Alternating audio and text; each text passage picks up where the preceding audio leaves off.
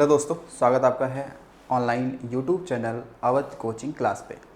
जैसा आपको पता है कि हम लोग जो भारतीय भूगोल के अंतर्गत जो आपकी रिवर सिस्टम यानी कि नदी तंत्र है उसको कंटिन्यू करें। हालांकि देखिए, नदी जो तंत्र है ये काफ़ी एक बड़ा चैप्टर है। अब बड़ा चैप्टर है तो उसमें हम लोगों को कम से कम 8-9 क्लासेस तो आपको लेनी ही पड़ जाती हैं, क्योंकि इसमें क्या है कि नदियाँ जो है इसमें कई सारे हम लोग परिप्रेक्ष्यों में कई सारे संदर्भों में लेकर बात करते हैं। अगर ऐसा नहीं है कि कहाँ से नदी निकली कहाँ गिर गई, अगर ऐसे हम बात करें तो ये 2 दिन की ही क्लास थी। लेकिन इसमें क्या है कि कई परिप्रेक्ष्यों में हम लोग को लेकर चल रहे हैं, इसलिए थोड़ी सी क्लास लंबी हो जा रही है। और मेरे हिसाब से आज की जो क्लास होगी वो नदियों के संदर्भ में सेकेंड लास्ट या लास्ट हो सकती है, क्योंकि इसमें आज हम लोग नदियों में पढ़ेंगे कि जो छोटा नागपुर पठार से नदियाँ निकलती हैं उसके बारे में पढ़ना है। ठीक है, उसके बारे में हमें पढ़ना है। तो चलिए देखते हैं आज हम कहाँ की नदियाँ पढ़ने वाले हैं। तो आज हम पढ़ेंगे कि छोटा नागपुर पठार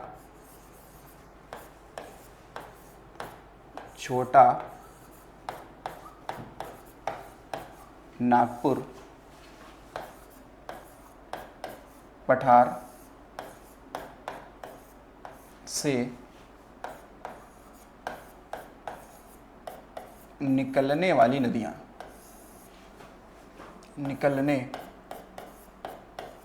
वाली नदियाँ।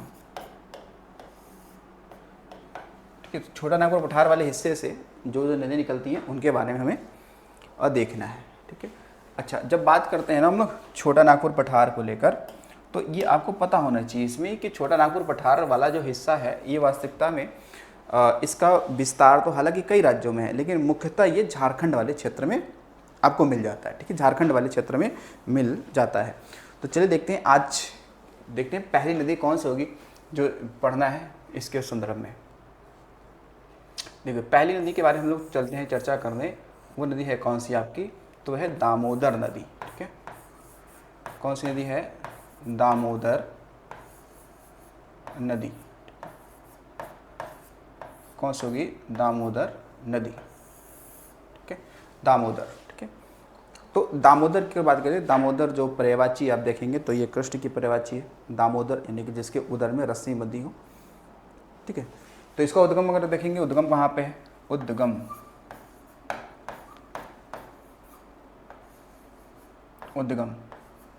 तो इसका जो उद्गम है आपका ये बताएंगे छोटा नागपुर पठार।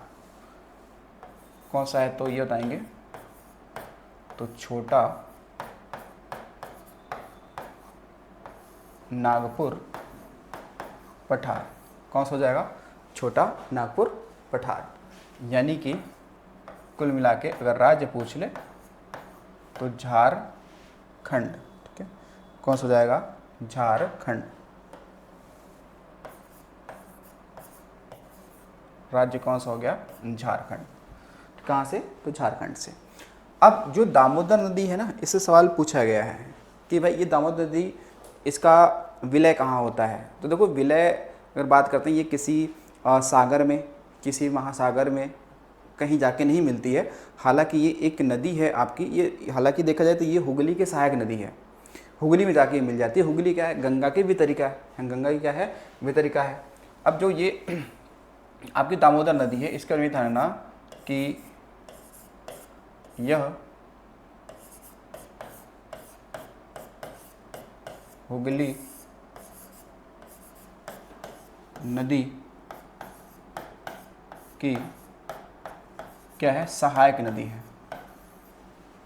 सहायक नदी है जो पश्चिम बंगाल में, ठीक है, जो पश्चिम बंगाल में मिलती है, यह विलय हो जाती है।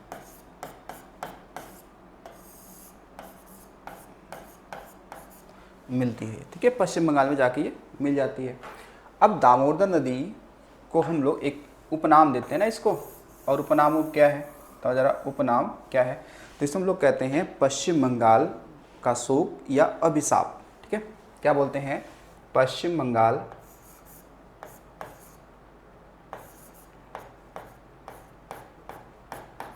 पश्चिम बंगाल क्या क्या कहते हैं इसे, शोक कहते हैं, शोक, क्या बोलते हैं, शोक। हालांकि अगर अब देखें ना तो ये सब पश्चिम बंगाल का शोक नहीं कहते हैं। शोक कहने का मतलब ये है कि उस समय जैसे परियोजनाएं नहीं बनी थी, जैसे बांध नहीं बने थे, तो ये नदी में पानी का अमाउंट ज़्यादा हो जाता था और आसपास के क्षेत्रों में ये बाढ़ लाती थी, तो वहाँ पर बहुत सारी हानि हो जाती थी।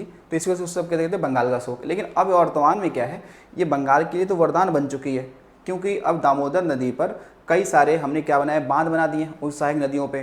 तो अब उस पानी का डाइवर्जन कर दिया है, जो पानी हमारा हानि पहुंचाती थी उसको हमने अब लाभ के रूप में बदल दिया है। तो अब ये नदी वर्तमान में ये शोक नहीं है। लेकिन अगर पूछा जाए आपसे कि बंगाल का शोक कहते किसे हैं, तो फिर आप दामोदर नदी ही लगाना चाहिए आपको, ठीक है।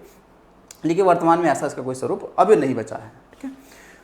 अब देखिए दामोदर नदी से सवाल एक बहुत ही बेहतर ये बनेगा कि दामोदर नदी क्या करती है कि छोटा नागपुर पठार को दो भागों में डिवाइड कर देती है, उत्तर में हजारीबाग का पठार और दक्षिण में रांची का पठार, ठीक है।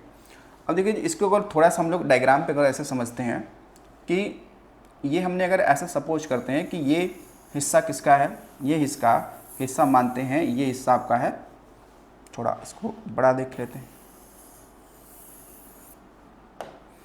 अगर ये आपका एक पठार हमने ले लिया, पठार ये हमने माना, ये पठार कौन सा, छोटा नागपुर पठार है।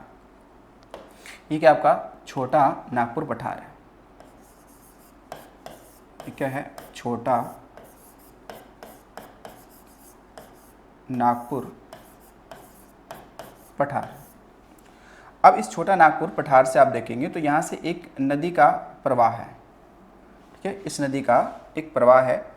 तो आप देखेंगे ऐसे इसके बीचों बीच से इस तरीके से ये आगे हाला भी चली जाएगी, क्योंकि दामोदर नदी का प्रवाह हालांकि दो राज्यों में है, एक तो झारखंड है और पश्चिम बंगाल भी, तो ये जाएगी, पश्चिम बंगाल भी जाएगी। तो ये नदी कौन सी है, तो नदी कौन सी है, दामोदर, कौन सी है, दामोदर नदी। अब जो ये दामोदर नदी के बारे में हम लोग पढ़े चले, ये छोटा नागपुर पठार को दो भागों में क्या करती है, डिवाइड कर देती है। दो भाग कौन कौन से, देखो एक आपको उत्तर में भाग दिखेगा, उत्तर में, और दक्षिण में। तो उत्तर में कौन सा आपका यहाँ मिलेगा, हजारीबाग, ठीक है, हजारीबाग का पठार, ठीक है, एक यहाँ होगा। और साउथ में क्या होगा, रांची का पठार, दक्षिण में क्या होगा, रांची का पठार। तो अगर सवाल हो कि छोटा नागपुर पठार को दो भागों में कौन सी नदी डिवाइड करती है, तो उसका वो कौन है, तो दामोदर नदी क्या करती है, ये डिवाइड कर देती है, ठीक है, ये डिवाइड कर देती है, ठीक है। अब देखेंगे रांची के पठार से भी कई सारी नदियाँ यहाँ से निकलती हैं, जैसे स्वर्णरेखा हो गई, ब्राह्मणी, वैतरणी, ये सारी नदियाँ हो गई जो यहीं से निकलती हैं, रांची के पठार से ही निकलती हैं। अब दामोदर नदी के बारे में आपने ये सुना होगा कि ये जो दामोदर नदी है ये इसी पर, या कह सकते हैं इसी नदी पर भारत की पहली, यानी कि स्वतंत्र भारत की पहली जो नदी घाटी परियोजना बनी थी वो दामोदर नदी के नाम से बनी थी 1948 में सबसे पहले, ठीक है। और जो कि ये किस पर था, जो कि यूएसए की एक नदी है मिसिसिपी, उसकी एक सहायक नदी है टेनेसी, उसी मॉडल पर दामोदर नदी घाटी परियोजना को तैयार किया गया था। तो अगर हम यहाँ बात करते हैं इस साइड में, यहाँ पर लिखेंगे कि स्वतंत्र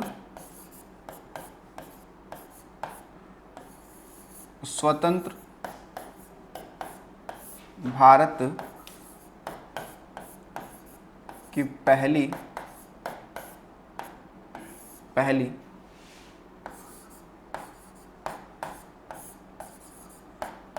नदी घाटी परियोजना 1948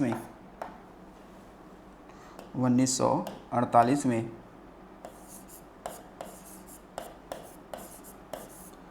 दामोदर नदी घाटी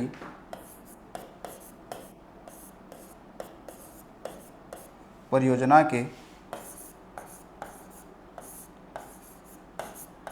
रूप में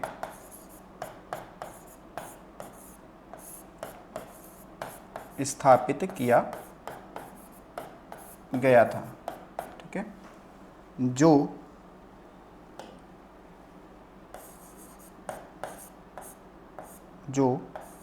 यूएसए यानी अमेरिका के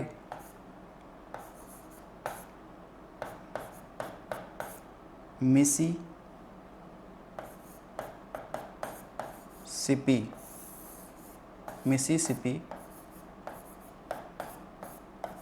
नदी की मिसिसिपी नदी की सहायक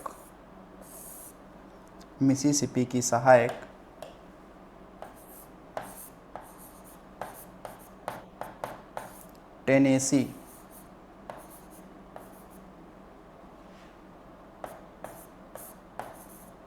नदी के मॉडल पर आधारित है। मॉडल पर क्या है? आधारित है।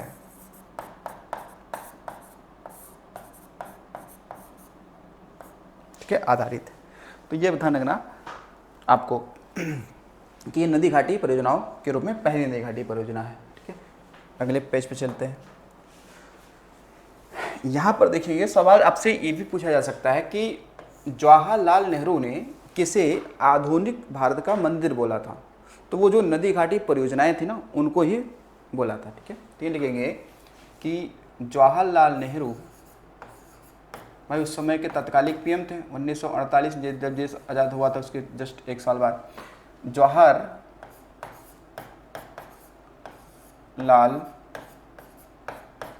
नेहरू उस समय तत्कालिक ही पीएम थे। जवाहरलाल नेहरू ने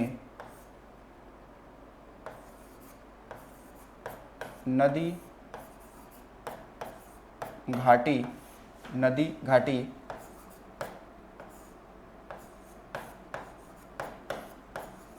परियोजनाओं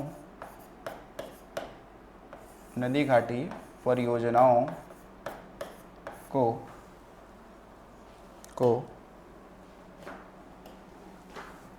आधुनिक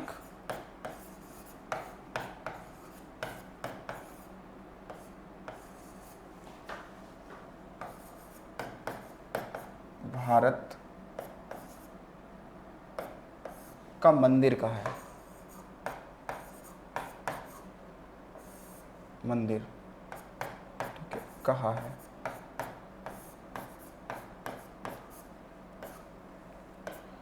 तो आधुनिक भारत का मंदिर किसे कहा गया है? तो जो आपकी नदी घाटी परियोजनाएं हैं ना, उनको बोला गया है। ठीक है, अच्छा उसके अलावा देखो अब वर्ष के साल बनेगा आपसे। सेकंड पॉइंट देखते हैं।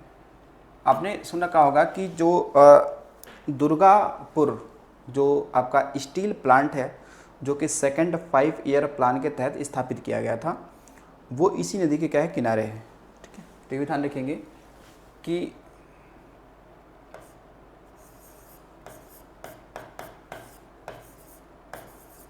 इसी के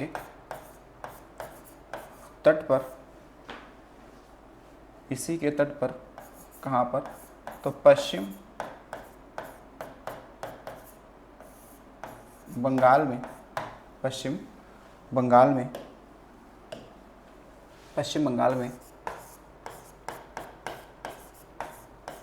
दुर्गापुर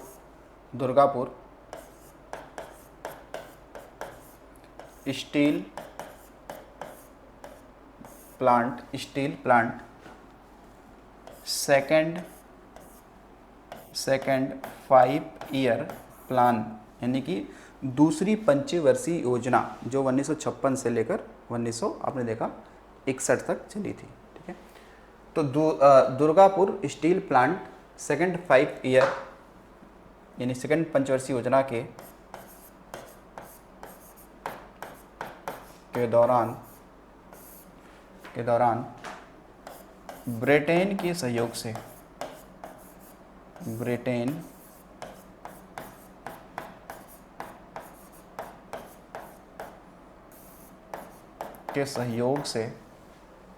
के सहयोग से कब?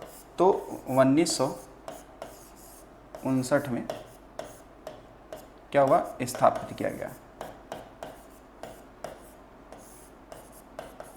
हालांकि सेकंड 5 ईयर जो प्लान है इसके तहत आपने देखा जो राउरकेला जो कि कहाँ पे है, उड़ीसा में है, भिलाई जो कि छत्तीसगढ़ में है, और ये दुर्गापुरा जो कि पश्चिम बंगाल में, ये तीनों एक ही साथ स्थापित हुए थे। सेकंड 5 ईयर प्लान के तहत क्या हुए थे, ये स्थापित किए गए थे। ठीक है, अच्छा उसके अलावा और देखो पॉइंट आपसे क्या पूछा जाता है कि जो आपकी दामोदर नदी है, ध्यान रखना, जो दामोदर नदी है और एक आपकी बात करेंगे तो स्वर्णरेखा नदी, ये दो ऐसी नदियां हैं जिनको जैविक मरुस्थल की संज्ञा दी जाती है। ठीक है, जैविक मरुस्थल की संज्ञा दी जाती है। ध्यान रखिए कि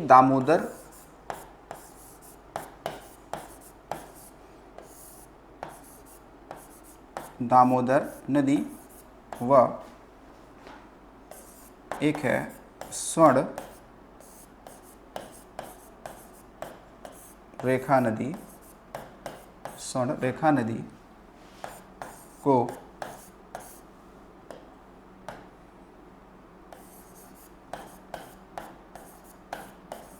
जैविक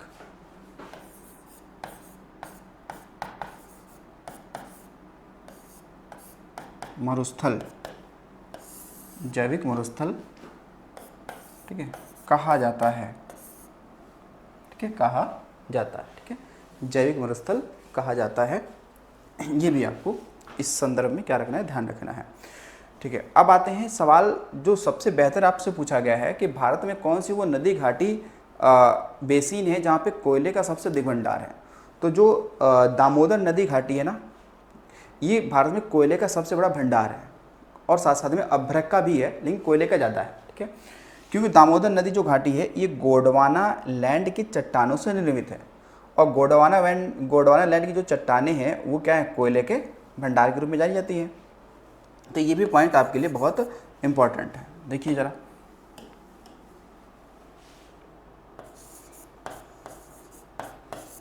दामोदर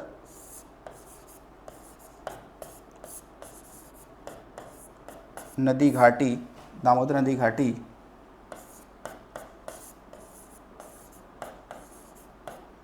गोंडवाना क्रम की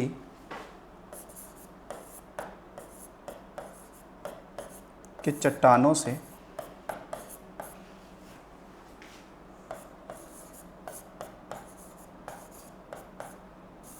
निर्मित है, जो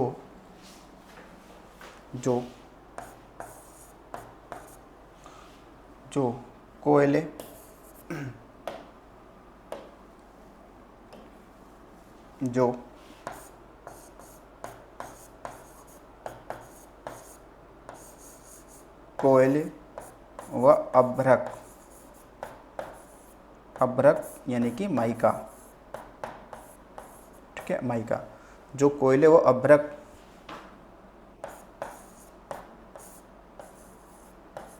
का भंडार है, क्या है, भंडार है। ठीक है, तो वैसे सबसे अधिक कोयला यहाँ से निकाला जाता है। ठीक है, यहाँ से सबसे अधिक क्या निकाला जाता है, कोयला का भंडार है, ये ध्यान रखना। सर्वाधिक क्या है यहाँ पे, सर्वाधिक है कोयला। ठीक है, बाकी भंडार माइका का भी है। ठीक है, माइका का भी है। तो जैसे हमारे यूपी में सोन नदी घाटी कोयले का भंडार है, वैसे भारत में सबसे अधिक जो कोयले का भंडार क्षेत्र है वो कौन सा आपका है, तो दामोदर नदी घाटी है। ठीक है, अच्छा अब दामोदर नदी घाटी के बारे में हमने देख लिया। अब देखो इसका जो आपसे पूछ लेगा ना कि प्रवाह कितने राज्यों में है, तो प्रवाह आपने देखा ये इसकी कितने राज्यों में है, प्रवाह आपने दो ही राज्यों में तो देखा, एक झारखंड और दूसरा कौन है, पश्चिम बंगाल। ठीक है, पश्चिम बंगाल। देखो दामोदर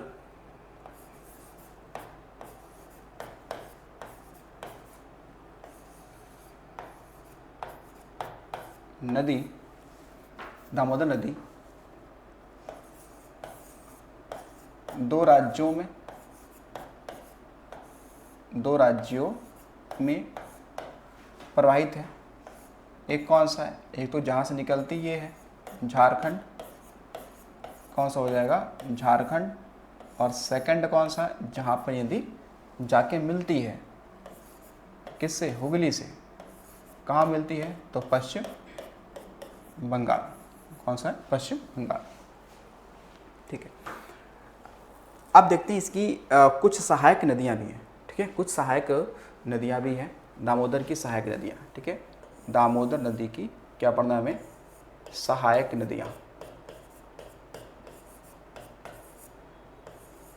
सहायक नदियाँ,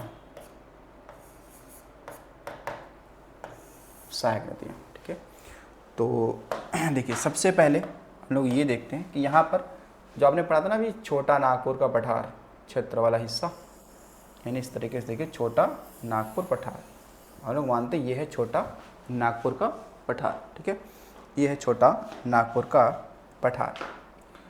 लेकिन आपने ये भी पढ़ा था कि यहाँ से एक नदी निकलती है और ये नदी क्या करती है कि छोटा नागपुर पठार को दो भागों में बांट देती है। ठीक है, दो भागों में बांट देती है। ठीक है, ये जब नदी आगे ये जाएगी तो आगे एक नदी आपको कौन मिलेगी, इधर से एक नदी आ रही होगी, उसका नाम होगा,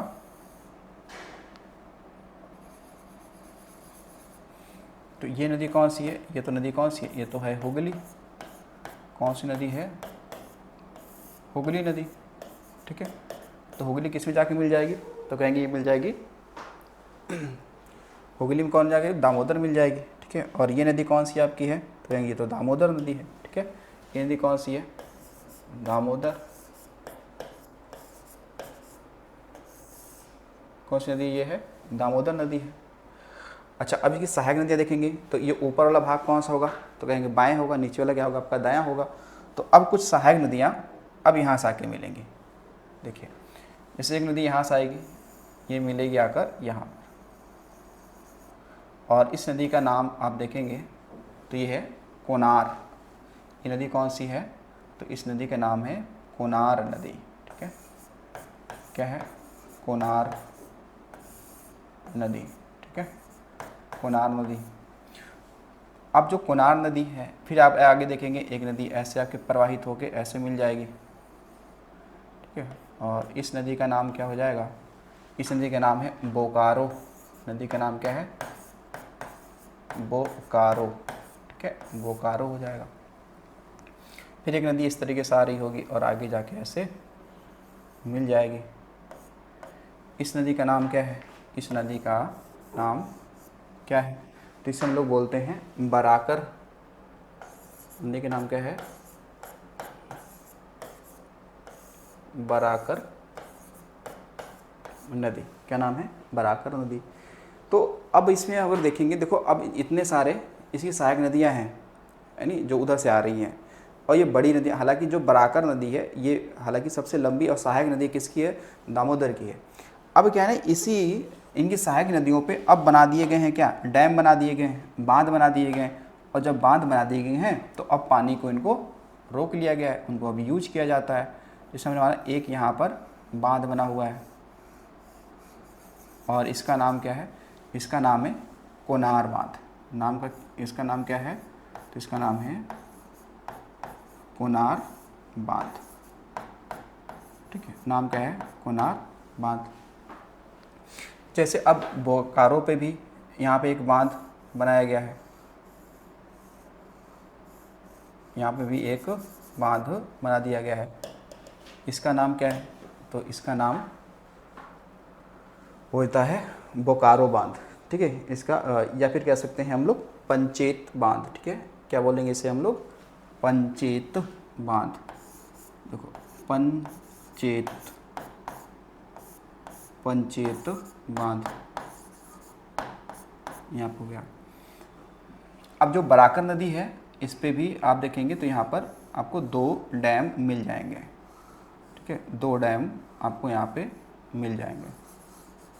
ठीक है, दो डैम है, आप कहेंगे दो डैम कौन कौन से हैं, यानी दो बांध कौन है इस पे, तो इस पे दो बांध हो जाएगा। एक आपने सुना होगा मैथान बांध और एक का नाम सुना होगा तिलैया बांध। ठीक है, एक कौन सा है, तो एक है मैथान, ठीक है, मैथान बांध और एक का नाम है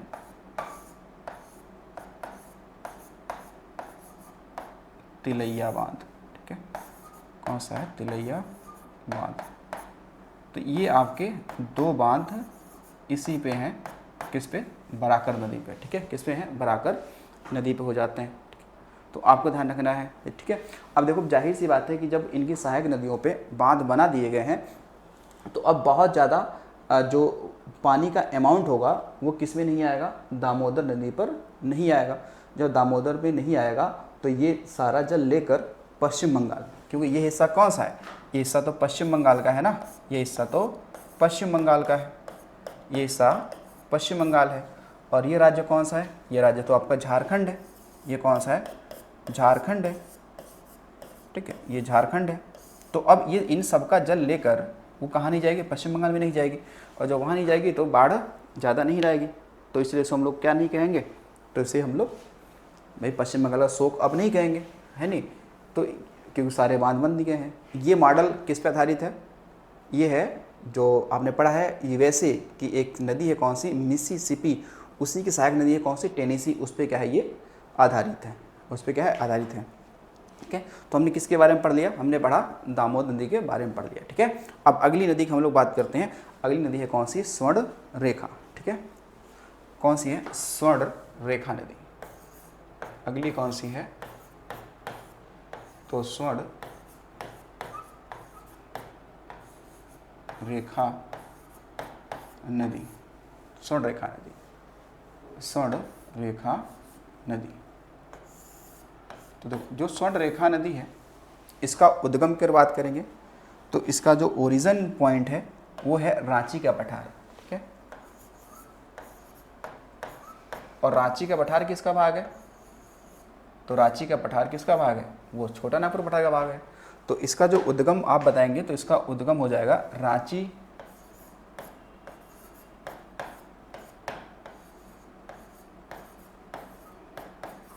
पठार पर स्थित, रांची पठार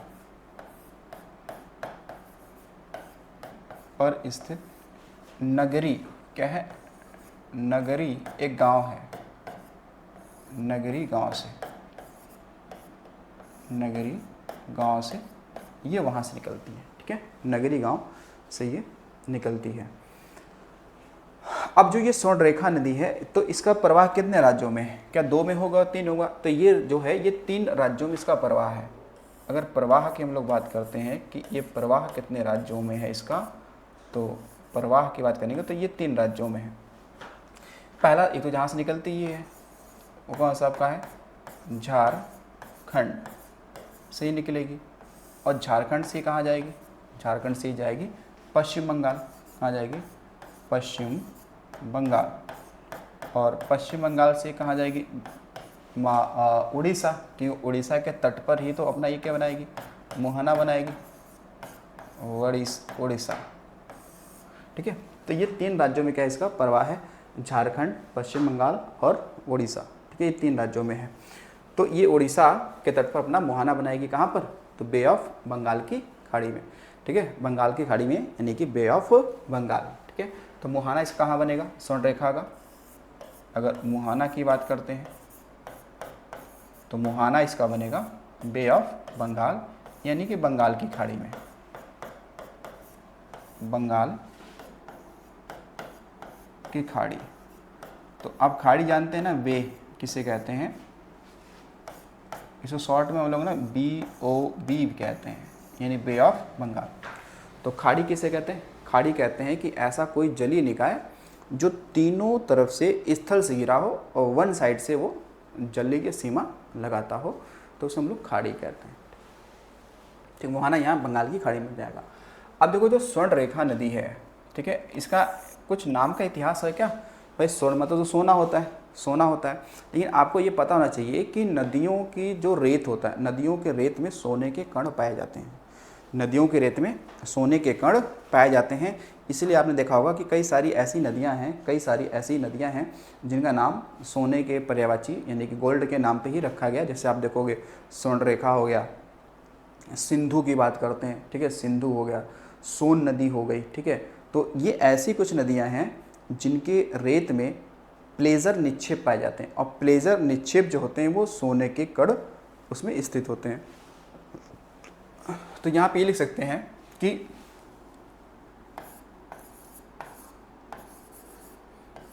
कुछ नदियों में प्लेजर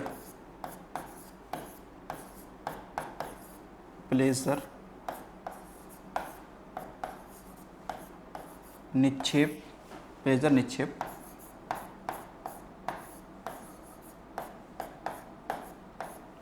पाए जाते हैं, ठीक है, पाए जाते हैं जो पाए जाते हैं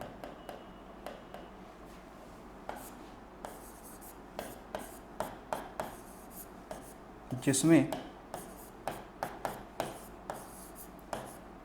सोने के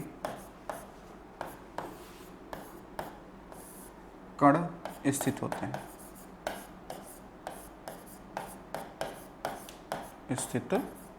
हैं, ठीक है। तो इसीलिए इनके नाम ऐसे रख दिए जाते हैं, ठीक है, इसलिए ऐसे नाम इनके रख दिए जाते हैं, सोने के कण पाए जाते हैं ना, इसी वजह से, ठीक है, इसी वजह से। तो स्वर्ण रेखा हो गया। अब देखो स्वर्ण रेखा से सवाल एक तो बड़ी बेहतर बनता है कि इसके भाई किनारे ना एक शहर स्थित है, ठीक है, इसके तट पर एक शहर है, ठीक है, इसी के तट पर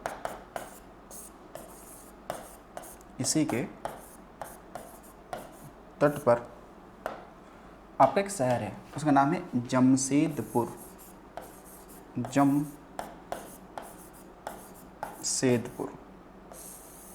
ठीक है, और जो जमशेदपुर है ये है कहाँ, ये तो है तो झारखंड में है, कहाँ पर, झारखंड में है जमशेदपुर शहर स्थित है, ठीक है। अब ये जमशेदपुर है, इसको बसाया किसने, बसाया था तो वैसे तो जमशेद जी टाटा ने, ठीक है, इसको बसाया किसने था, ठीक है, इस शहर को बसाया किसने था, या इस शहर के संस्थापक हम लोग किसे मान सकते हैं, संस्थापक, वो है कौन, जमशेद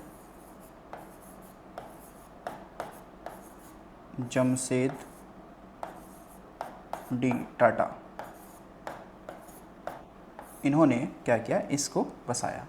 अब जो जमशेदपुर है इसके कई उपनाम हैं, ठीक है, इनको कई उपनामों से जानते हैं, क्या क्या कहते हैं, देखो इसको हम लोग कई उपनाम देते हैं। पहला, इसको हम लोग कहते हैं टाटा नगरी या टाटा नगर कहते हैं, ठीक है, टाटा नगर हो गया। सेकंड, इसको नाम देते हैं हम लोग लौह नगरी, क्या बोलते हैं, लौह नगरी, ये हम इस नाम देते हैं। थर्ड, इसको हम लोग नाम देते हैं, तीसरा नाम देते हैं, ये भी लिख देते हैं तीसरा नाम, इसे हम लोग कहते हैं भारत का पीटर्सबर्ग, इसे कहते हैं भारत का पीटर्सबर्ग,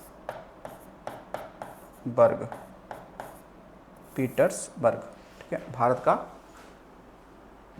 का पीटर्सबर्ग, ठीक है, क्या बोलेंगे, भारत का पीटर्सबर्ग,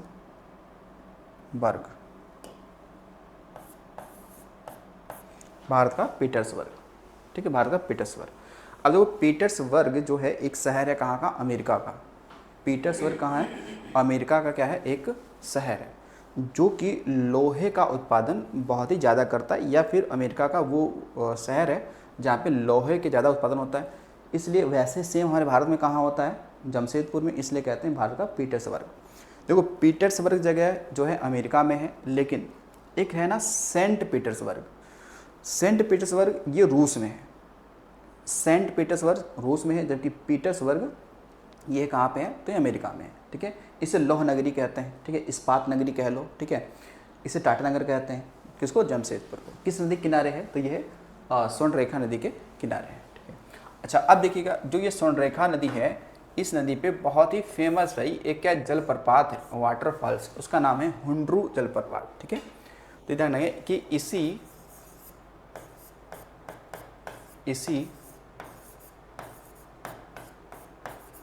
नदी पर, ठीक है, इसी नदी पर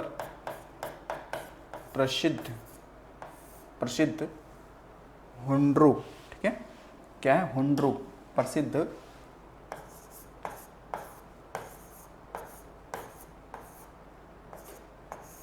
हुंड्रू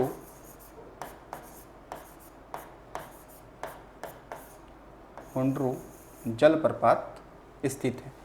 अब ये, अच्छा, हुंड्रू जलप्रपात है, ठीक है, इसी नदी पर है। और कहाँ पर, तो ये हो जाएगा झारखंड में। कहाँ हो जाएगा, झारखंड। तो ये हुंड्रू जलप्रपात कहाँ पे है, तो ये है झारखंड में हो जाएगा। ठीक है, कहाँ पे हो जाएगा, झारखंड में हो जाएगा। ठीक है, अच्छा इसके अलावा दो सवाल आपने पढ़ा होगा खासकर कि भाई भारत का पहला जो लौह उत्पादन, जो एक कंपनी थी जिसे हम बोलते थे टिस्को, जो 1907 में बनी थी, वो इसी नदी के क्या है, किनारे ही तो है, इसी नदी किनारे है। तो उसको भी यहीं पे लिख लेते हैं, यहीं पे देखो लिख लेते हैं। तो आप लिखेंगे पहला पॉइंट, देखो यहीं पर करते हैं कि भारत का पहला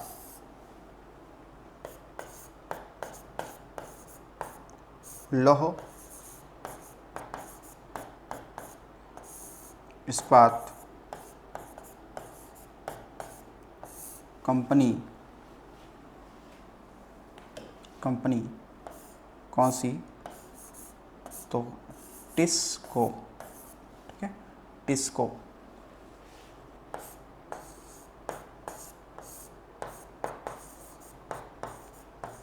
की स्थापना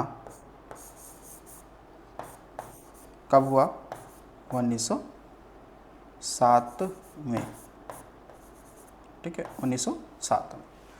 तो भारत का पहला लौह इस्पात कंपनी टिस्को की स्थापना 1907 में होती है। कहाँ पर, तो यहीं पर, ये जो स्वर्णरेखा नदी, ठीक है, क्या है, स्वर्णरेखा नदी है, इसी के तट पर होता है। और जो ये टिस्को कंपनी है ना, इसका क्या है, अपना एक भाई फुल फॉर्म है। टिस्को कंपनी जो है ना, इसका क्या है, अपना फुल फॉर्म है। इसका नाम क्या है, टाटा आयरन स्टील कंपनी। क्या है इसका पूरा नाम क्या है, तो टाटा आयरन स्टील कंपनी। ठीक है, ध्यान रखो क्या है, तो टाटा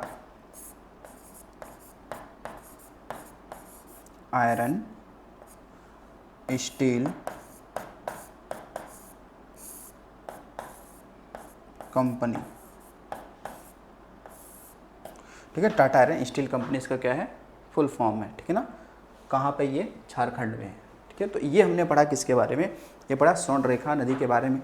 लेकिन अब क्या होगा, कभी कभी सवाल ये भी बन जाएगा आपसे कि भाई इसकी सहायक कुछ नदियां हैं क्या इसकी कुछ सहायक नदियां हैं, तो हाँ कहेंगे सहायक नदियां भी हैं। तो कौन कौन सी हैं, जैसे आप देखोगे 2-3 नदियां हैं जैसे आपने पढ़ रखा होगा, दुलंग है, ठीक है, कांची है, खरकई कई बार पूछी गई नदी है। ठीक है, कौन, खड़कई।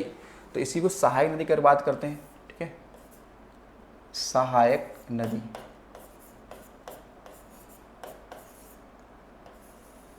सहायक नदी अगर पूछे इससे कि भाई इसकी सहायक नदियाँ भी है क्या, तो कहेंगे हाँ है। कौन कौन सी, तो देखो एक है आपका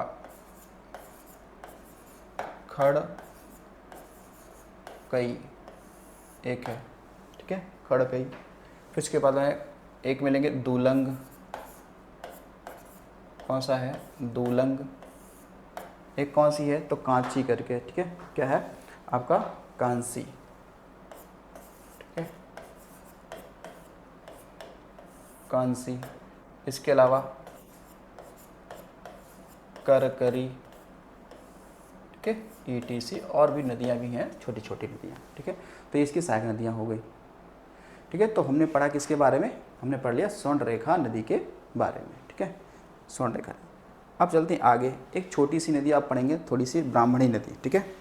क्या है, ब्राह्मणी नदी, जो कि उड़ीसा से निकलती है और उड़ीसा में ही क्या जाती है, उड़ीसा के तट पर बंगाली खाड़ी में ये गिर जाती है। हालांकि ये दो नदियों के क्या है, संगम से बनी है। शंख एक नदी है और एक दक्षिणी कोयल नदी है, ठीक है, संगम से बनी है। तो एक छोटी सी नदी है, उसको देख लेते हैं, वो कौन सी है, ब्राह्मणी नदी।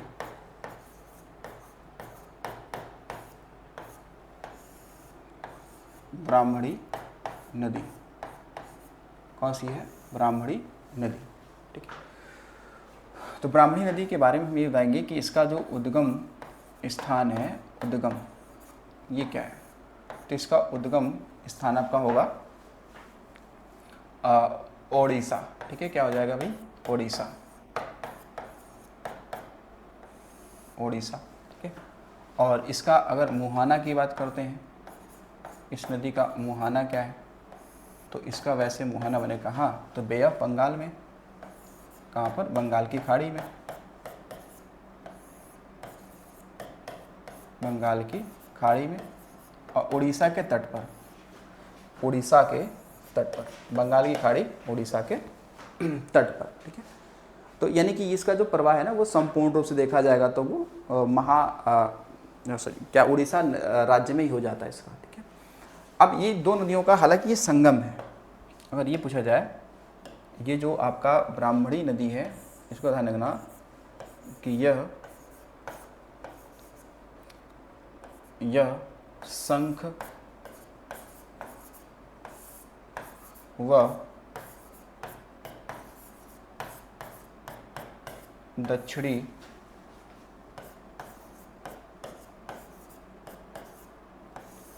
कोयल नदी का संगम है, ठीक है, संगम है। यानी कि ये दो नदियों के मिलने से ब्राह्मणी नदी का क्या होता है, निर्माण होता है। अब देखो, जो कोयल नदी है ना, ये हालांकि दो नदियाँ हैं, एक उत्तरी कोयल और एक है दक्षिणी कोयल। तो हालांकि जो दक्षिणी कोयल है और जो शंख नदी है, ये ब्राह्मणी की ही क्या है, समझ लो कि एक रूप है, ठीक है। इनको मिलने से ही ब्राह्मणी नदी बन जाती है, ठीक है, ब्राह्मणी नदी मिल जाती है। तो ब्राह्मणी नदी को आपको ध्यान रखना। अब एक छोटी सी और भी नदी है जो कि उड़ीसा की है, वो है वैतरणी नदी, ठीक है ना। इसके बारे में हमने पढ़ रखा है, वैतरणी के बारे में, ठीक है। ये नदी कौन सी है,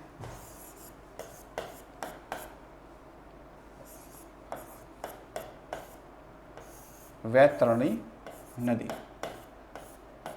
ठीक है, वैतरणी नदी।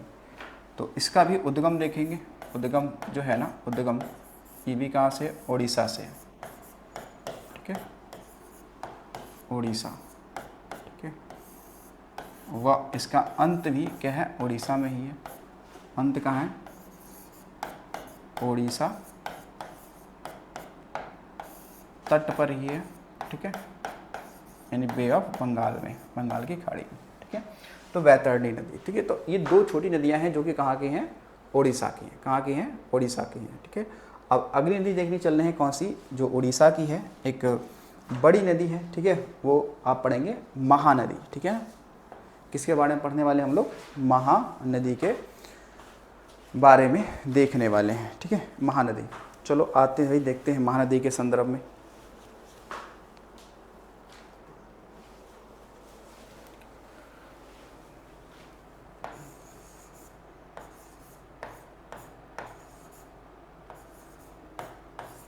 महानदी, ठीक है, महानदी, ठीक।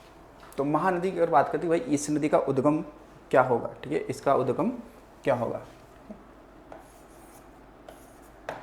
इसका उद्गम महानदी का, ठीक है। तो देखो, जो महानदी का उद्गम है ना, ये बताएंगे आप कि एक पर्वत है, कौन सा, सिंघावा पर्वत, ठीक है, सिंघावा पर्वत, ठीक है, जो कि ये खासकर पड़ेगा जो धमतरी जिला है, ठीक है, धमतरी जिला कहाँ पे, छत्तीसगढ़, ठीक है, उस वाले क्षेत्र से, ठीक है। उद्गम क्या है, सिंघावा पर्वत, ठीक है। अब जो ये महानदी है, महानदी, इसका प्रवाह कितने राज्यों में है? प्रवाह इसकी अगर देखा जाए तो ये कितने राज्यों में है? क्योंकि इसका जो क्योंकि छत्तीसगढ़ से निकलेगी है नहीं, कहाँ से निकलेगी? छत्तीसगढ़ से निकलेगी ये। तो छत्तीसगढ़, क्योंकि उड़ीसा के तट पर ये जाके ये नदी क्या होगी? ये गिरेगी भी, है नहीं। तो इसका जो अगर देखेंगे तो ये कहाँ से, तो ये निकलती कहाँ से? छत्तीसगढ़ से, ठीक है। तो कहाँ से? छत्तीसगढ़ वाले क्षेत्र से। तो ये छत्तीसगढ़ में भी इसका क्या है? प्रवाह होगा। छत्तीसगढ़, ठीक है, छत्तीसगढ़, ठीक है। वह कहाँ पर? तो उड़ीसा, क्या हो जाएगा? उड़ीसा। कौन सा हो जाएगा? उड़ीसा क्षेत्र हो जाएगा, ठीक है। अब ये जो महानदी है, महानदी को हम लोग एक नाम देते हैं, इसे कहते हैं हालांकि ये छत्तीसगढ़ की सबसे लंबी नदी है, इसे कहते हैं छत्तीसगढ़ की गंगा, इसे कहते हैं, वह इसे कहते हैं छत्तीसगढ़ की गंगा व छत्तीसगढ़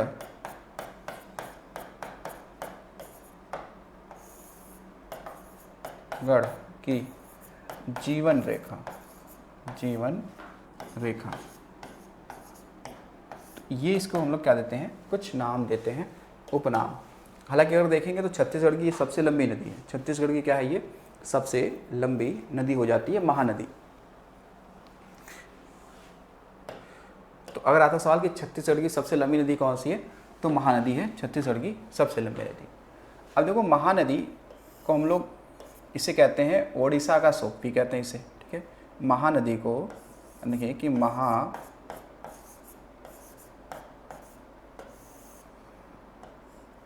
नदी को हम लोग कहते हैं क्या? भारत की हवांग हो। क्या बोलेंगे? भारत की हवांग हो।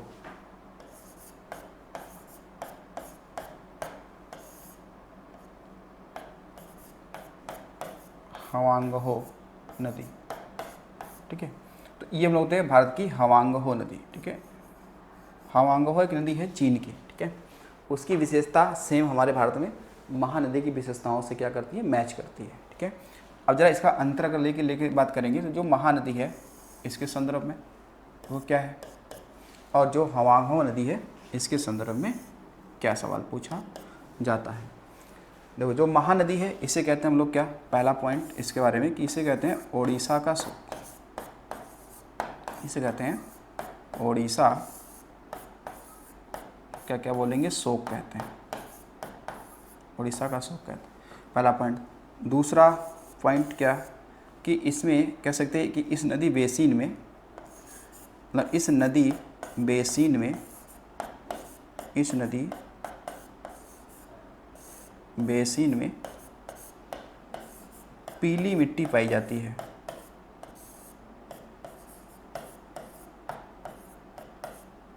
पीली मिट्टी पाई जाती है, पीली मिट्टी उपस्थित है, ठीक है। थर्ड पॉइंट कि इस नदी बेसिन, इस नदी बेसिन में धान या चावल की खेती,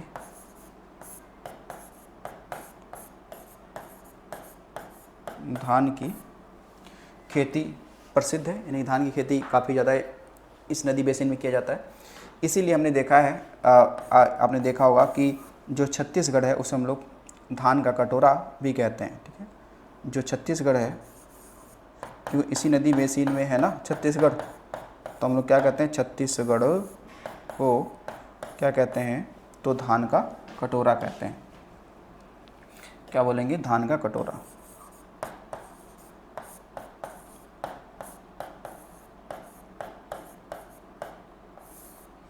तो छत्तीसगढ़ को क्या बोलते हैं? धान का कटोरा कहते हैं। अब कुछ ऐसी विशेषताएं आपको मिल जाएंगी यहाँ पर हवांगहो नदी के बारे में।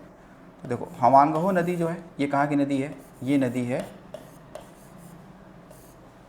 चीन का शोक कहते हैं इसे। क्या बोलते हैं?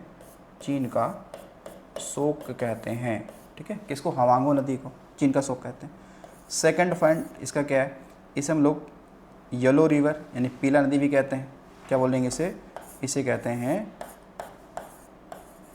येलो रिवर भी तो कहते हैं, पीला नदी इसे बोलते हैं पीला नदी भी तो कहते हैं, पीला नदी कहते हैं, ठीक। थर्ड पॉइंट इसके बारे में कि ये भी नदी क्या है कि चीन में क्या धान की खेती के लिए प्रसिद्ध है।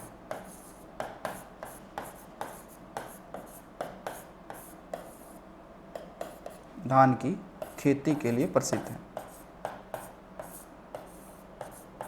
धान की क्या खेती के लिए प्रसिद्ध है ये भी, ठीक है। सेम वैसे ही ये फेमस है।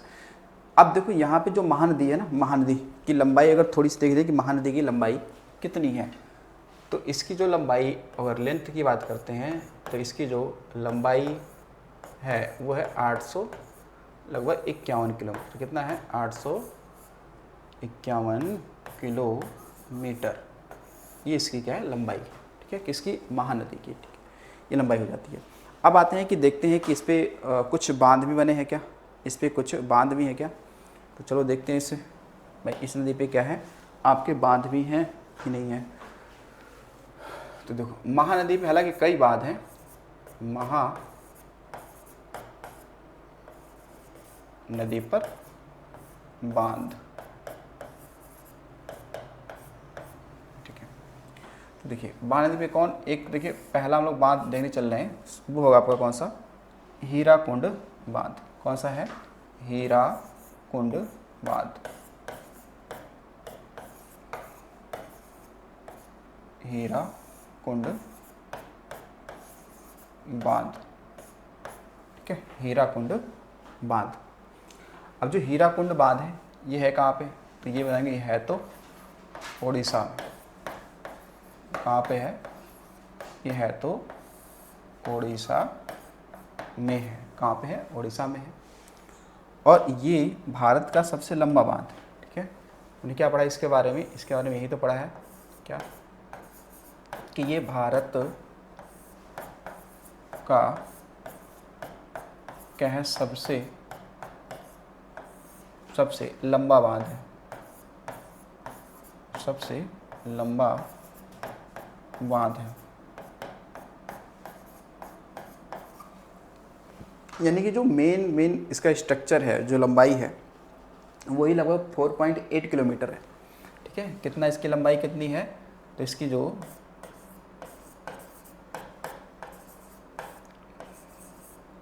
लंबाई की बात करेंगे तो ये है 4.8 किलोमीटर, ठीक है।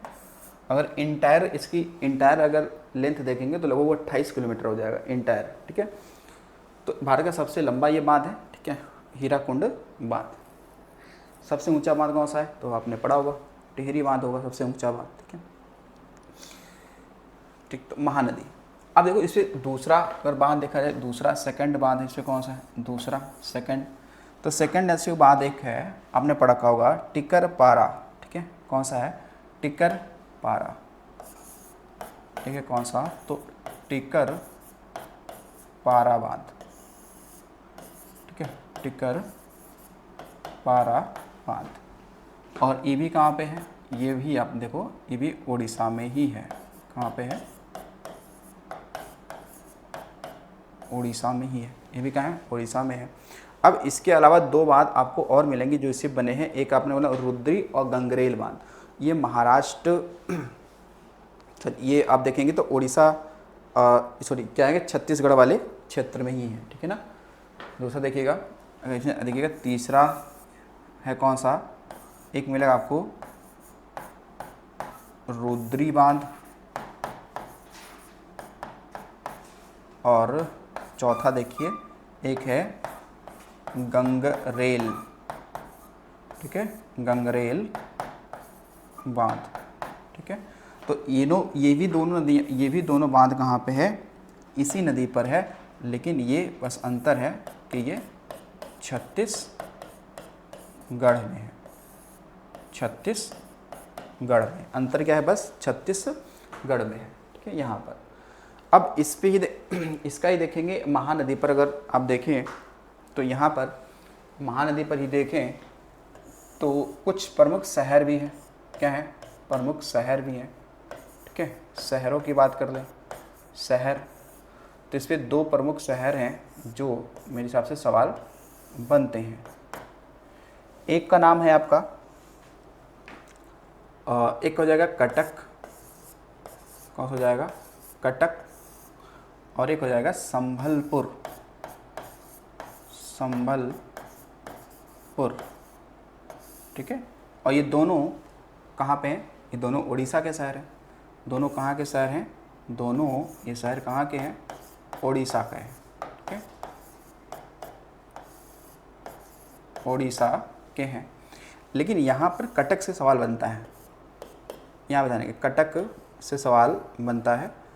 कटक से पहला सवाल देखो, वैसे कटक पर्यायवाची की बात करेंगे ना, तो कटक तो पर्यायवाची किसका है, सेना का, किसका है, सेना का है। अब देखो यहाँ सवाल बने, कटक, जो कटक है ये आप देखेंगे तो सुभाष चंद्र बोस की जन्म स्थली है। ये क्या है कि सुभाष चंद्र बोस की क्या है, जन्म स्थली, जन्म स्थली है, ठीक है। और दूसरा पॉइंट ये कि ये जो कटक है यहीं पे आप देखेंगे तो यहीं पे आपको मिलेगा राष्ट्रीय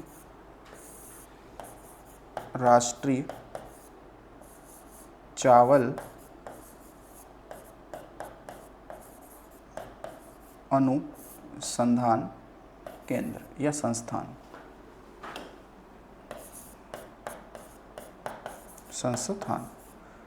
तो ये भी जाएगा उड़ीसा में। तो कटक से आपके 2 सवाल बन जाते हैं, ठीक है।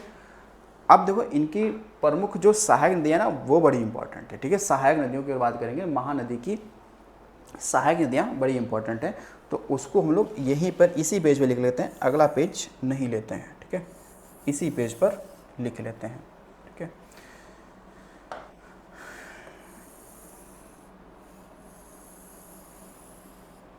ठीक है, डालते हैं क्या, सहायक नदियाँ, ठीक है।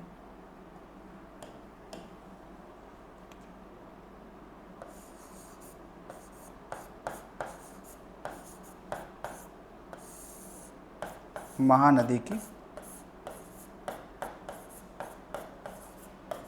सहायक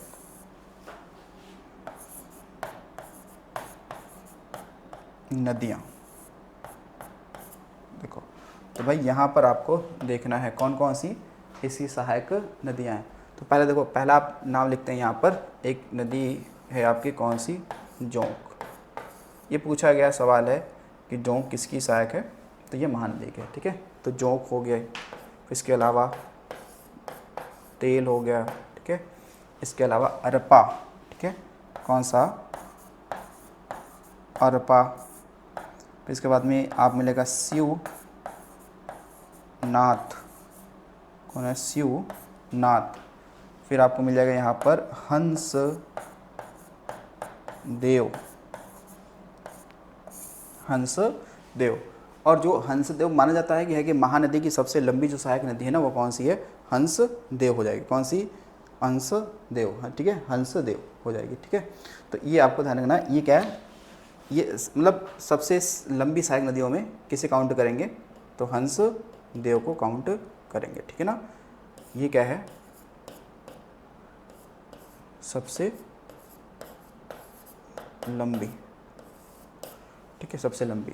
उसके अलावा और भी क्या है इसकी सहायक नदियाँ हैं, जैसे ओंग है, ठीक है, मांड है, ईब है, ठीक है। और भी सहायक नदियाँ हैं इसकी, जैसे कि हम बात करें तो ओंग भी इसी के सहायक आती है, ठीक है, मांड भी इसी के सहायक आती है, ईब भी इसी की ही क्या है, सहायक है। तो ये हमने किसके बारे में कवर किया है, तो महानदी के बारे में क्या किया है, कवर कर लिया है, ठीक है। अब हम लोग चलते हैं अगली जो हमारी नदी होगी एक, और उसे अंतिम नदी के रूप में लेके चलेंगे, ठीक है। और वो होगी कौन सी, तो हुगली। ठीक है, कौन सी होगी, हुगली नदी। ठीक है, अगली नदी कौन सी होगी, हो जाएगी हुगली। तो अगली नदी कौन सी हमारी होगी, तो हुगली नदी।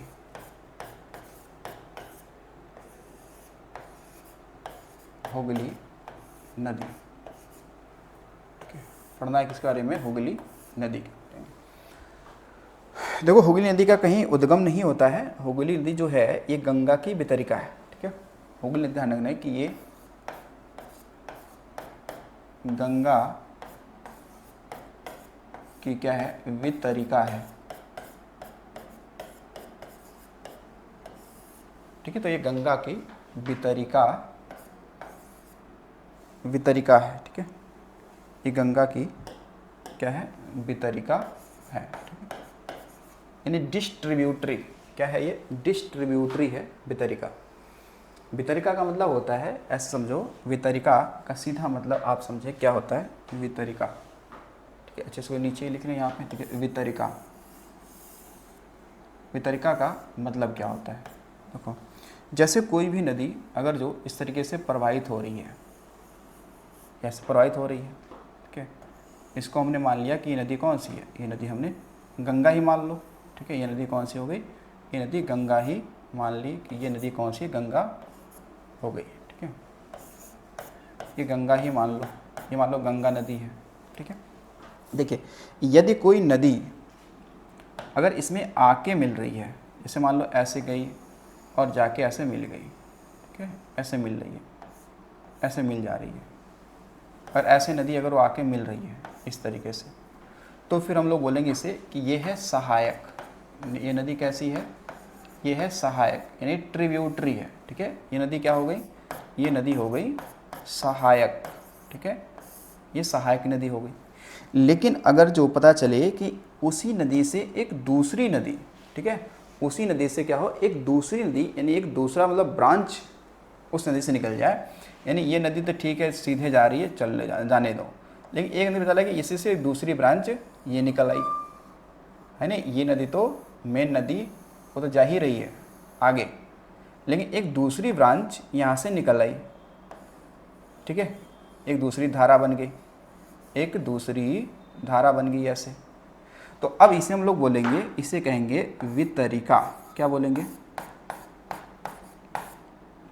उसे कहेंगे वितरिका, यानी कि डिस्ट्रीब्यूटरी। क्या बोलेंगे, इसे बोलते हैं हम लोग डिस्ट्रीब्यूटरी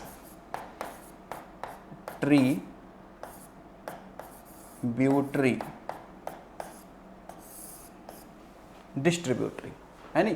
तो ये ट्रिब्यूटरी हो गई सहायक वाली, ये जैसे अगर ये बात करें गंगा नदी को लिया है, तो अब मान लो कि जैसे यमुना हो गई, गोमती हो गई, ठीक है, सोन हो गई, ये सहायक नदियाँ हैं। जबकि वितरिका कौन सी है, वो है हुगली। ठीक है, तो ये जो नदी यहाँ पे निकली है, यही नदी कौन सी है, यही नदी तो क्या है भैया, यही नदी तो है आपकी हुगली नदी। कौन सी है, यही तो क्या है, यही तो हुगली है। यही क्या है, यही हुगली है, यहाँ से निकली है। ठीक है, अच्छा देखना भाई, एक चीज़ ध्यान रखिएगा, ये हुगली अगर लिखा होगा तो वो एक तो क्या है, नदी है, क्या है, नदी है। लेकिन एक अगर हुगली लिख किया जाए शब्द, अगर शब्द इस तरीके से लिखा हो, ऐसे देखो लिखा भैया हुबली, तो हुबली ध्यान रखो, हुबली एक क्या है, शहर है। हुबली क्या है, हुबली क्या है, एक शहर है। और ये शहर है कहाँ पे, तो ये शहर है कर्नाटक का। कहाँ का है, कर्नाटक का है। तो इसलिए कन्फ्यूजन ना हो, तो ध्यान रखो हुबली एक शहर है, क्योंकि हुबली वो जगह है जहाँ पर भारत का सबसे लंबा क्या चीज़, या भारत का सबसे लंबा रेलवे स्टेशन स्थापित हुआ है।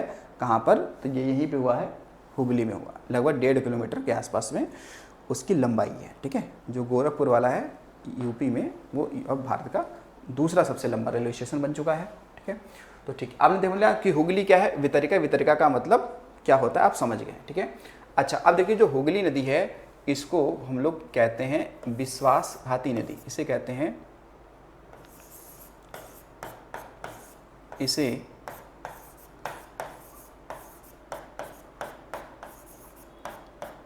विश्वासघाती इसे विश्वासघाती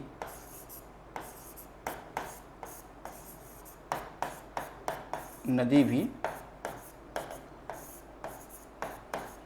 कहते हैं। ठीक है, विश्वासघाती नदी कहते हैं। क्योंकि विश्वासघाती क्यों? कि भाई ये रास्ते में चल रही है और किसी की गंगा नदी का साथ छोड़ देती है तो विश्वासघाती तो हुई। जैसे अगर आप किसी के साथ हैं, आप किसी के साथ छोड़ दो तो जाहिर सी बात है आप भी क्या होंगे?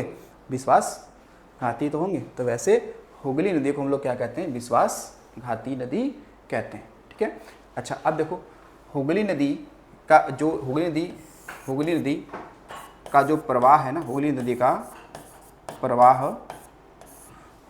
प्रवाह केवल कहाँ पे है? पश्चिम बंगाल में है। यानी ये केवल एक ही राज्य में क्या है? प्रवाहित होती है, 2-3 राज्यों में प्रवाहित नहीं होती है। ठीक है ना, ये केवल पश्चिम बंगाल में क्या होती है? प्रवाहित होती है। अब देखो इसकी हम लोग बात करेंगे तो यहाँ पर इसके किनारे ना 2 बड़ी इंपॉर्टेंट शहर स्थित हैं। ठीक है ना, 2 शहर इस पे स्थित हैं। ठीक है, 2 शहर स्थित हैं। वो 2 शहर कौन कौन से हैं? तो देखिए एक शहर आपका कौन सा है और दूसरा कौन सा है? तो एक शहर आपका मिल जाएगा यहाँ पर जिसे हम लोग बोलते हैं, एक तो है कौन सा आपका मिलेगा? मुर्शिदाबाद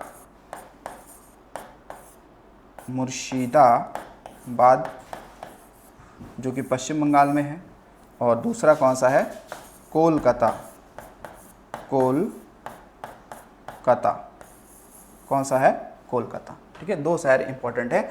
अब जो कोलकाता शहर है इससे पूछा गया सवाल एक ये है कि कोलकाता जो शहर है इसकी स्थापना किसने की थी? भाई संस्थापक पूछ लेता है।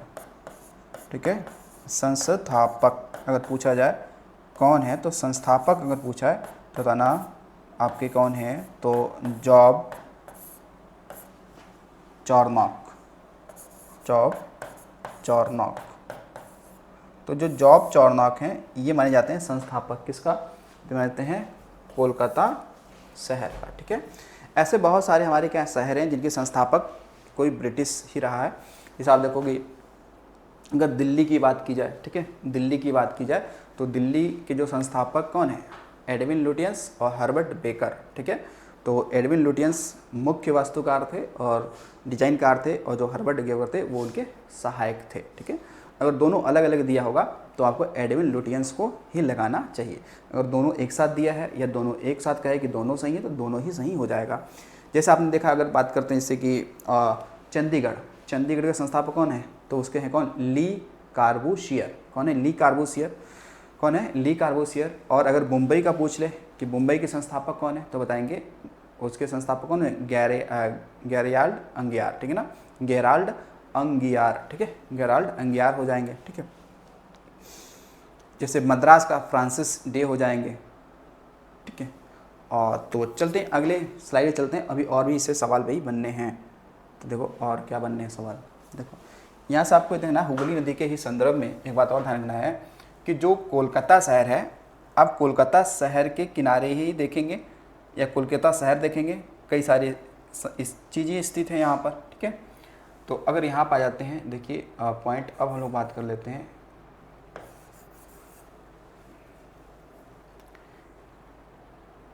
कि हुगली नदी पर ही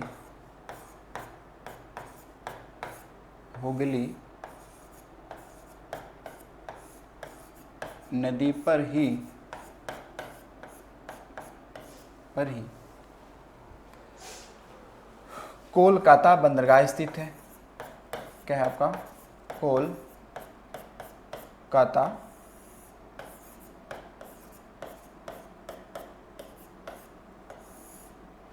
बंदरगाह स्थित है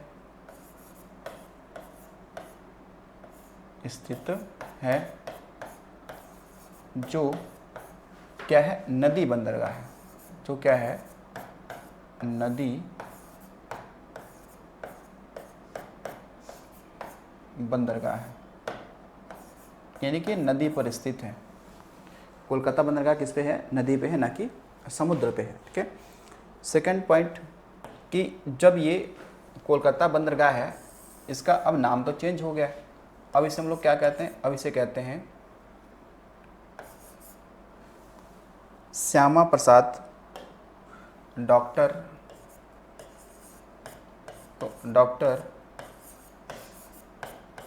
श्यामा प्रसाद, डॉक्टर श्यामा प्रसाद मुखर्जी,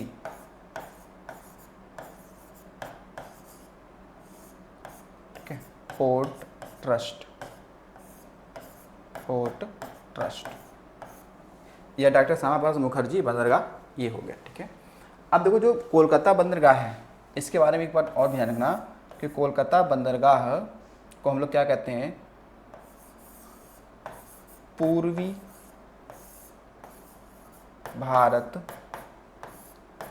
का प्रवेश द्वार, क्या बोलेंगे, पूर्वी भारत का प्रवेश द्वार कहते हैं, ठीक है, प्रवेश द्वार कहते हैं, इसे बोलते हैं कोलकाता बंदरगाह का। अब देखो कोलकाता बंदरगाह जो है ना, अब इस पे जैसे आप देखोगे कोलकाता बंदरगाह पे वजन, भार या व्यस्तता ज़्यादा हो गई है। जब ज़्यादा हो गई तो अब सोचा गया कि इसके विकल्प में इसी के दक्षिण में एक और बंदरगाह बनाया गया था, उसका नाम है डायमंड हार्बर बंदरगाह, ठीक है। तो ध्यान रखना कि कोलकाता बंदरगाह यानी इस बंदरगाह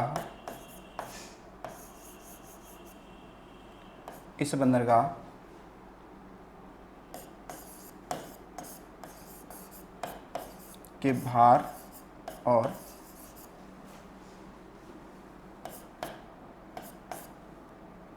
व्यस्तता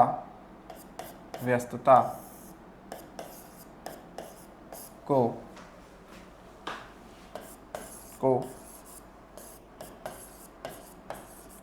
कम करने हेतु क्या किया गया, तो कोलकाता के ही दक्षिण में, ठीक है, हेतु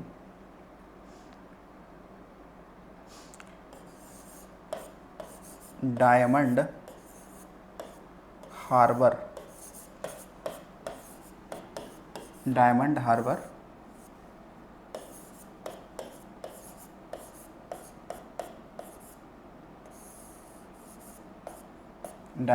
बंदरगाह बनाया गया, ठीक है ना।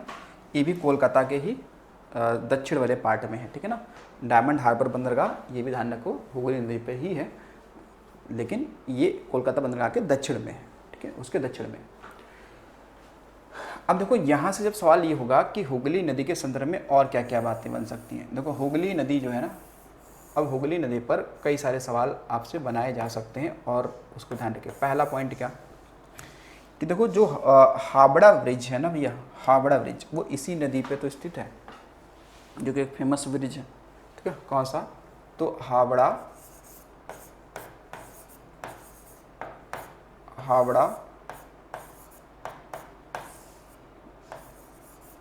ब्रिज, ठीक है, इसी नदी पर स्थित है कोलकाता में, ठीक है, जो पूर्णतः लोहे से बना है। कैसे बना है, पूर्णतः लोहे से बना है, ठीक है। सेकंड पॉइंट देखो, आप पढ़ाने होगा कि जो फोर्ट विलियम कॉलेज की हम लोग बात करते हैं, जैसे क्या होगा, फोर्ट विलियम क्या है, कॉलेज ही तो है। फोर्ट विलियम की स्थापना या फोर्ट विलियम,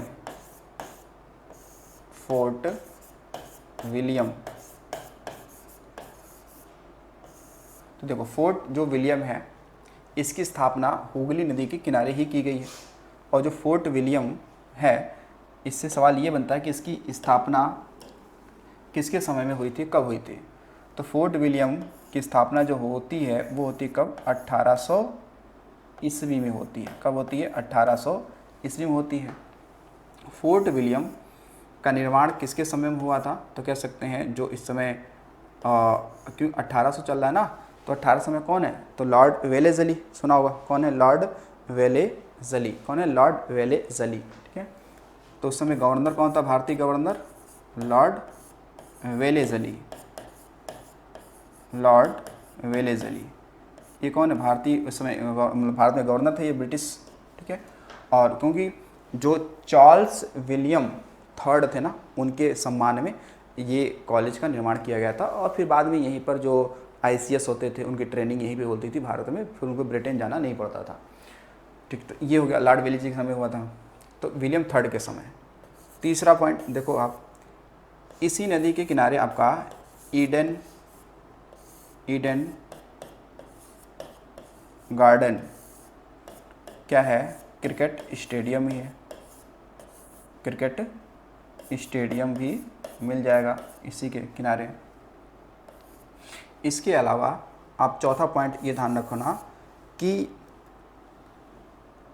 जो आपका कह सकते हैं कि 1 मई कब, तो 1 मई 1800 कब, तो लगभग आप देखेंगे 1 मई 1897 में, ठीक है, कब 1897 में, 97 में रामकृष्ण मिशन के संस्थापक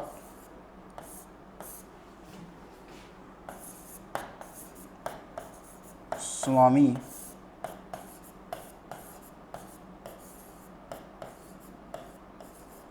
विवेकानंद ने, तो स्वामी विवेकानंद को हम लोग नरेंद्र नाथ दत्त भी कहते थे, मूल नाम था। तो स्वामी विवेकानंद ने 1 मई 1897 में रामकृष्ण मिशन के संस्थापक स्वामी विवेकानंद ने, ठीक है, विवेकानंद ने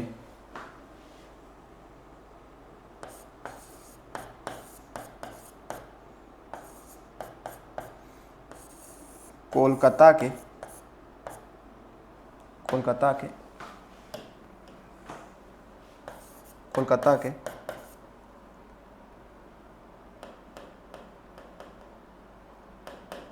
कोलकाता में वेलूर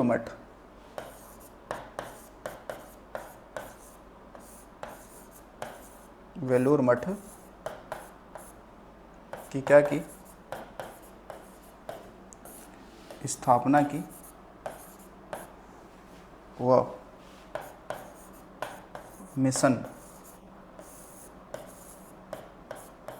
क्या बनाया, मुख्यालय बनाया।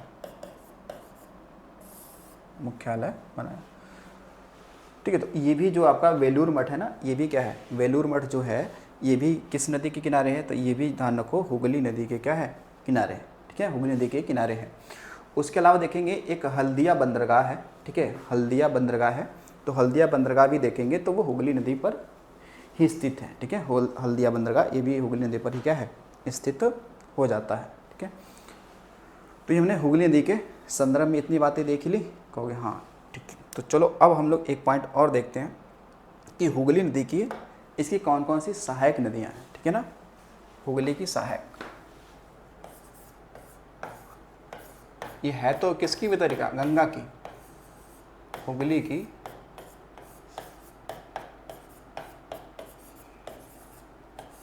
हुगली की सहायक कौन कौन सी ये नदियाँ हैं। ठीक है, तो एक नदी आपको मिल जाएगी कौन सी, मयूराक्षी नदी। एक कौन सी आपने पढ़ा था, दामोदर नदी, रूपनारायण, कसई, तो ये कैसी है इसकी नदियाँ हैं। ठीक है, तो देखो एक मिल जाएगी कौन सी, तो हमने पढ़ाई था कौन सा, दामोदर। तो हालांकि दामोदर इसकी सबसे लंबी और बड़ी सहायक नदी है ना, तो दामोदर। फिर मिलेंगे कौन सी, मयूराक्षी नदी। फिर है रूपनारायण नदी।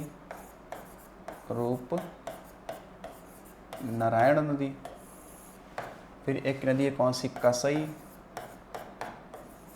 कशई, और अन्य भी इसकी सहायक नदियाँ हैं। ठीक है, अन्य भी सहायक नदियाँ इसकी हैं। ठीक है, अब देखो इसके अलावा सवाल ये आपसे बनता है कि हुगली नदी के ही दक्षिण में एक बहुत ही फेमस तीर्थ स्थान है, उससे सवाल पूछा जाता है। ठीक है, तो ध्यान रखिएगा कि हुगली नदी के दक्षिण में,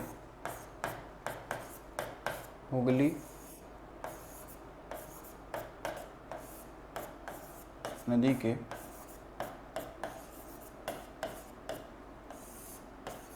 दक्षिण में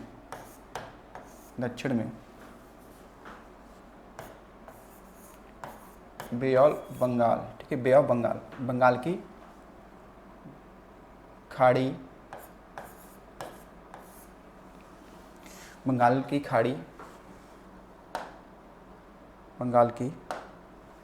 खाड़ी में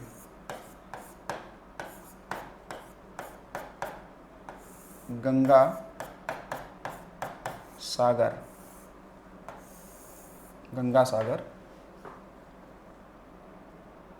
क्या आपका तीर्थ स्थान है, क्या तीर्थ स्थान है।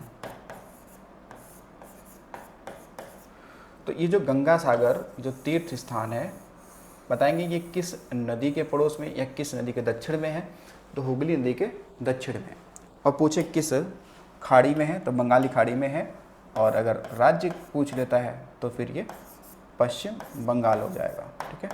तो यानी कि गंगा सागर जो तीर्थ स्थान है ये किस राज्य में है, तो हो जाएगा पश्चिम बंगाल में, ठीक है। कहाँ हो जाएगा, पश्चिम बंगाल में हो जाएगा गंगा सागर तीर्थ स्थान। तो गंगा सागर एक द्वीप पे बसा हुआ एक क्या है, स्थान है ये, ठीक है। अब देखो लास्ट नदियों के रूप में देखते हैं एक कौन सी है, तो मयूराक्षी नदी, ठीक है, मयूराक्षी नदी कौन सी है, मयूराक्षी नदी। तो मयूराक्षी नदी के संदर्भ में आप देखेंगे ये कहाँ से निकलती है, तो ये निकलेगी हल्का जो त्रिकुट एक पहाड़ी है देवघर में, झारखंड में पड़ता है ना, वहीं पर। तो ये क्या, त्रिकुट,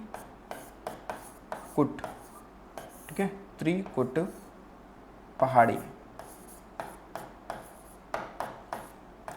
त्रिकुट पहाड़ी कहाँ पे है, तो कहेंगे ये देवघर में है। और देवघर कहाँ पे है, तो ये झारखंड में, ठीक है, यहाँ पे है। अब देखो मयूराक्षी जो नदी है इसका प्रवाह वैसे केवल पश्चिम बंगाल वाले क्षेत्र और झारखंड में, क्योंकि झारखंड से निकलती है और पश्चिम बंगाल में जाकर किससे, तो हुगली नदी से मिल ही जाती है, ठीक है। तो इसका जो प्रवाह है ये एक तो पहले कहाँ पर होगा, झारखंड में होगा, क्योंकि जहाँ से निकलती है यहाँ से, और क्योंकि जहाँ मिलती होगी वहाँ जाएगी पश्चिम बंगाल में। कहाँ पर, तो पश्चिम बंगाल तक क्या है इसका प्रवाह है।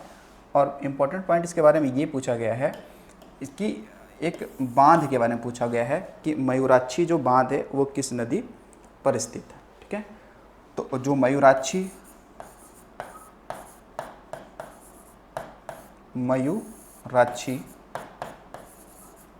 बांध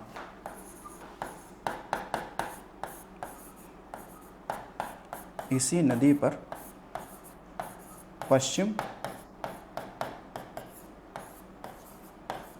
बंगाल में स्थित है, पश्चिम बंगाल में स्थित है, ठीक है। वैसे मयूराक्षी नदी की कुल लंबाई ज़्यादा नहीं है, लेकिन 251 किलोमीटर ज़रूर है लगभग, ठीक है। और इसे हम लोग मोर नदी भी कहते हैं, क्या, मोर नदी भी कहते हैं। और आपने पढ़ा कि ये किसकी, हुगली की सहायक है ना, दान के हुगली की क्या है, ये सहायक नदी है, हुगली की क्या है, ये सहायक नदी हो गई, ठीक है। तो यानी हमने भारत की जो प्रमुख नदियां थी, इंपॉर्टेंट नदियां, उसको हमने क्या कर लिया, यहाँ पे कवर कर लिया है, ठीक है ना। अब हालांकि नदियों की अगर बात करें तो नदियां और भी सारी हैं, लेकिन वो यूपी के संदर्भ में हम पढ़ेंगे। जब हम लोग कभी यूपी में चलेंगे, यूपी की चीज़ों को कवर करेंगे, यूपी स्पेशल पढ़ेंगे, तो वहाँ पढ़ेंगे यूपी की नदियाँ। यूपी की नदियों में हम लोग क्या करेंगे, वहाँ पर आप देखेंगे तो वहाँ पर आपके मिलेंगे कौन सी, टोन्स हो गई, केन हो गई, बेतवा हो गया, यमुना हो गया, ठीक है। उसके अलावा आप देखेंगे गंगा के संदर्भ में भी पढ़ लेंगे, ठीक है। ये नदियों के बारे में हम लोग पढ़ लेंगे, ठीक है। तो ये नदियाँ हो गई आपकी, ठीक है। तो आज ये नदियाँ का जो टॉपिक है वो क्या हो रहा है, कंप्लीट हो रहा है। और आगे जो है हम लोग हो सकता है कि जो प्रमुख जो खनिज तत्व हैं, जो खान हैं, उसके बारे में पढ़ेंगे। तो आज के लिए इतना ही पढ़ेंगे। तो चलिए मिलते हैं अगले वीडियो में। तो थैंक्स फॉर वॉचिंग।